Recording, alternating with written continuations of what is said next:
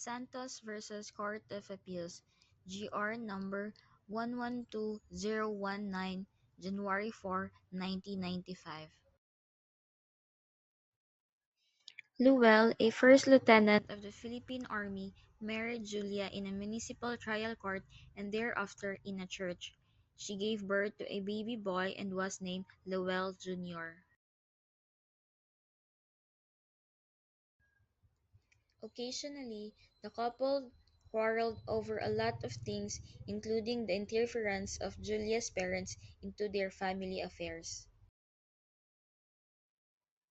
Julia went to US to work as a nurse and promised husband that he will return once her contract will have expired, but she never did. Lowell tried to find her in the US but somehow failed to contact her or get in touch with her. Lowell filed a petition to have their marriage declared null and void, citing Article 36 of the Family Code. He argued that Julia's failure to return home and communicating with him for more than 5 years constituted psychological incapacity. Issue: whether or not their marriage can be considered void under Article 36 of the Family Code.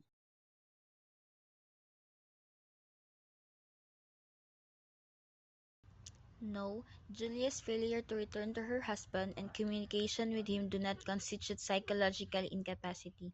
Psychological incapacity must be characterized by juridical antecedents, gravity, and incurability. In the case at bar, although Lowell stands aggrieved, his petition must be dismissed because the alleged psychological incapacity of his wife is not clearly shown by the factual settings presented.